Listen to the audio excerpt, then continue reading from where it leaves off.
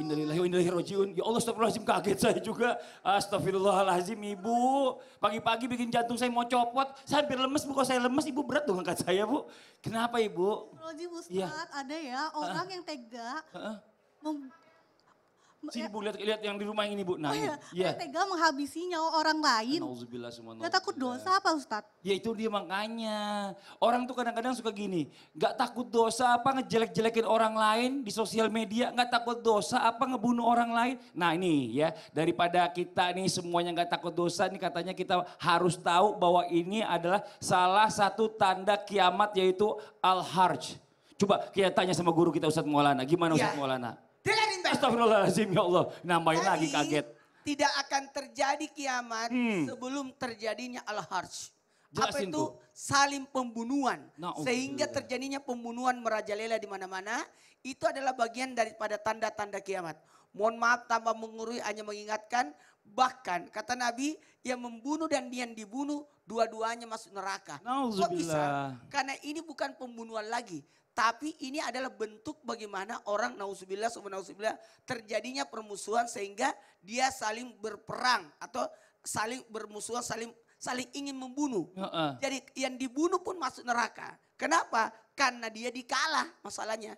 Dan yang dibunuh dan membunuh dua-duanya masuk neraka. Dan ini bahayanya. Dosa membunuh itu ketika seorang membunuh, menghilangkan nyawa seseorang, sebenarnya nauzubillah seakan-akan dia membunuh seluruh umat manusia. Nauzubillah min dzalik. Ini bahayanya. Jangan sampai dosa, kan ini dosa membunuh ini termasuk dosa besar. Bahkan nanti akan terjadi orang yang membunuh dan orang yang dibunuh tanpa alasan. Dibunuh nggak tahu apa alasannya. Penyebabnya apa juga nggak tahu. Dan yang dibunuh pun seperti itu. Jadi dua-duanya saling tidak mengetahui kenapa aku membunuh dia dan kenapa aku dibunuh. Masya Allah. Nah ini bahayanya, mohon maaf betul tadi kata Mas Fadli, jangan ada ujaran kebencian. Nah awalnya tuh. Tapi sebenarnya gini, membunuh itu tidak hanya menghilangkan nyawa. Iya. Membunuh karakter seseorang. Benar. Sehingga seorang itu seakan-akan dimatikan. Membunuh rezeki orang. Iya. Bisa Karena juga ada namanya, banyak ya.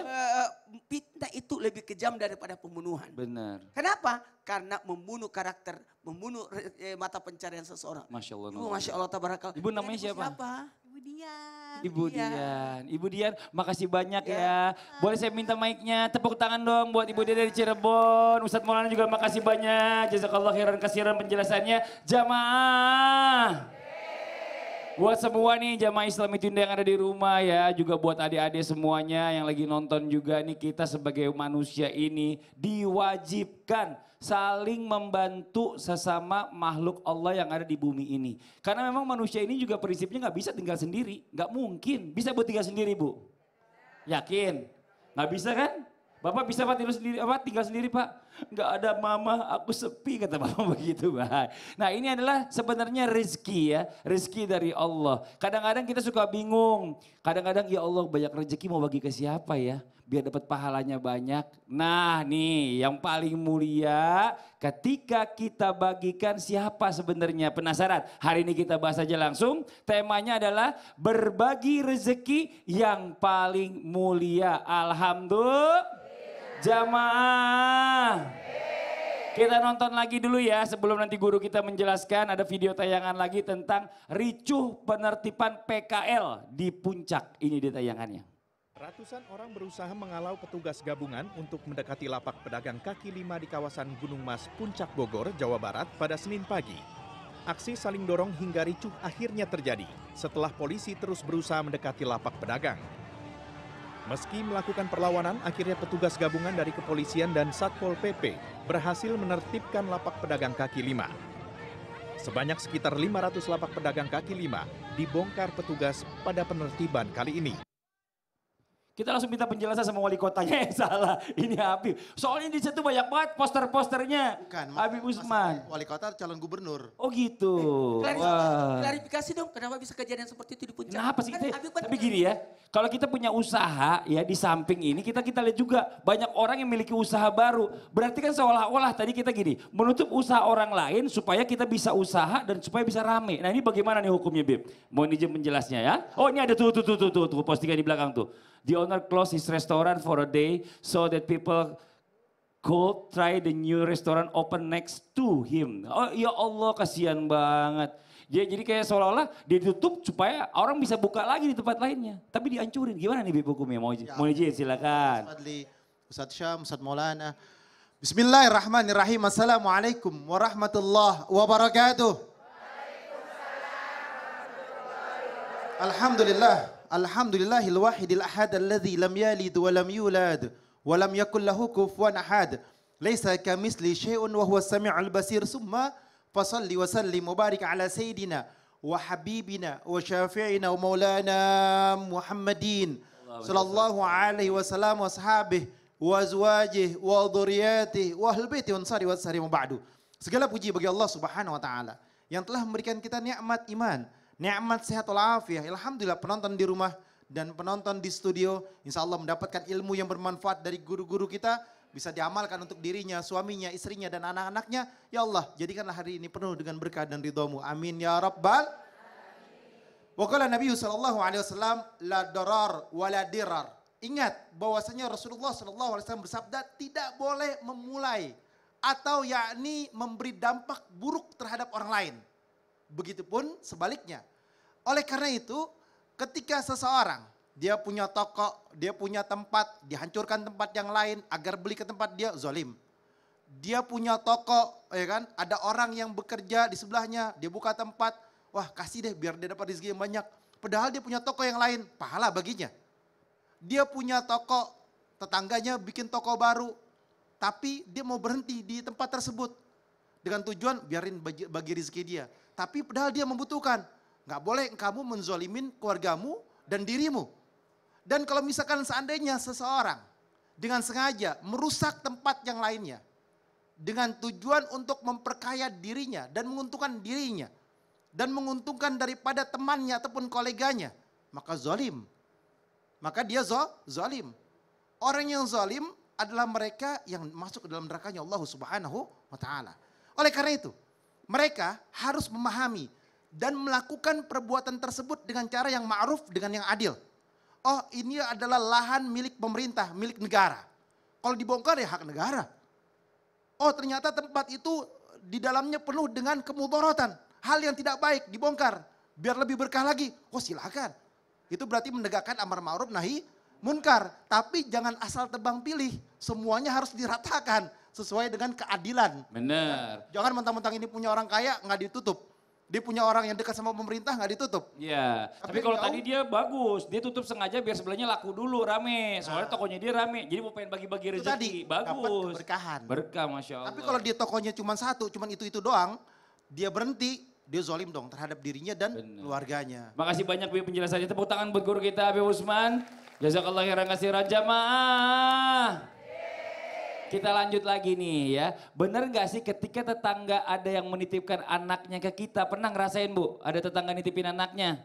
Mau pergi. Ada ya mau belanja mungkin ke pasar atau apa. Ternyata katanya itu bisa jadi cara berbagi rezeki yang sangat mulia. Ini Masya Allah. Coba kita tanya guru kita Ustaz Syam. Ustaz Syam. Yes, Mohon izin penjelasannya nih. Biar jamaah makin jelas semuanya. Tepuk tangan dulu buat Ustaz Syam. Jadi sering-sering dititipin ntar anak orang. Iya, makasih banyak. Sampai guru Ustaz Maulana Habib Usman Mas Fadli serta guru-guru kami dimuliakan Allah Subhanahu wa taala. Al-Qur'an surah An-Nisa ayat 36.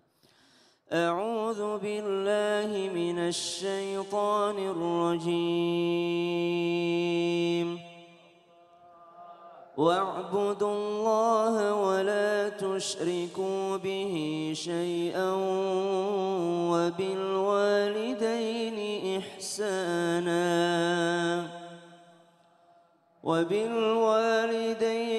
إحسانا وبذي القربى واليتامى والمساكين والجار ذي القربى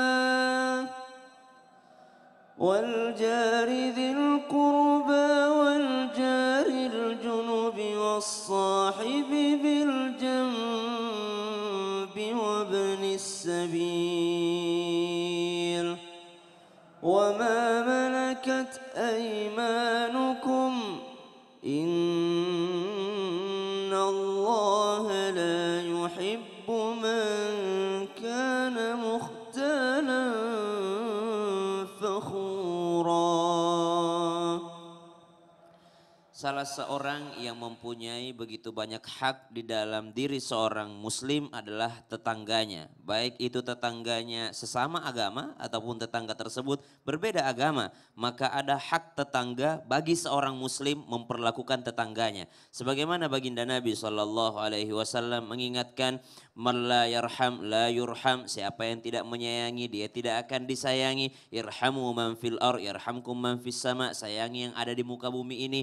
Jangan sampai engkau tidak sayang kepada mereka supaya engkau akan disayangi yang ada di langit, yaitu Allah Subhanahu wa taala dan para makhluk Allah yang ada di langit. Artinya apa? Kita mesti berkasih sayang kepada setiap orang dan tetangga itu punya hak yang khusus.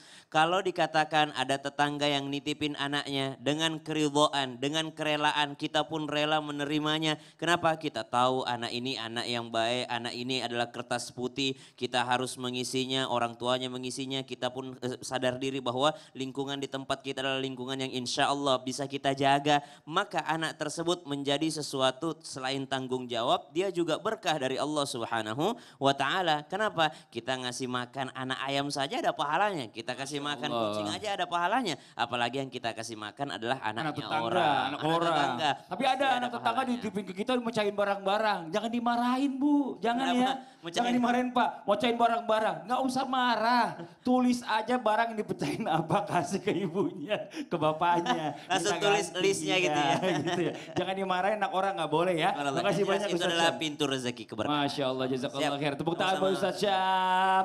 Oke, sekarang saya mau minta di sini nih, ajak bapak-bapak, salah satu perwakilan mana Pak, maju ke depan Pak. Ayo Pak, mana sini? Nah, yang tengah nih. Bantu saya bacain ada kiriman pertanyaan dari jamaah Islam itu yang ada di rumah. Nih Pak, maaf Pak.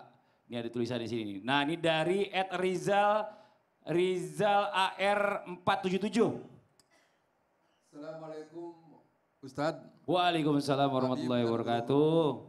Ingin bertanya, apakah dengan berbagi kesusahan kepada orang lain sama dengan mendapatkan pahala? Oh. Soalnya ada teman saya yang kalau senang nggak pernah bagi-bagi, kalau susah selalu bagi-bagi. Waduh, ini teman ribet namanya nih. Coba nih, ada teman Ustadz Maulana. Dia kalau susah selalu bagi-bagi. Kiran seneng enggak. Dodo, siapa orangnya itu? Siapa orangnya itu Pak? Siapa orangnya? Nggak tahu, saya enak aja Bapak. Tidak Bapak aja. nyalain saya. Siapa Tidak orangnya? boleh ada. Fadli kali katanya. Semua itu harus dibagi. Tapi kalau kekhususan pada diri, nggak usah cari solusi. Kita cari orangnya. Cari alamatnya. Ya udah cari dulu, saya kasih Apa namanya? semangat. Ini tuh namanya Rizal. Rizal. Yang Kita nyari. cari. Iya cari. Buat jamaah yang di rumah jangan kemana-mana. Kita tunggu Ustadz Maulana kembali tetap di Islam itu Indah ya. Jamaah. Oh jamaah. Alhamdulillah. Alhamdulillah. Ustadz Maulana jangan lupa balik.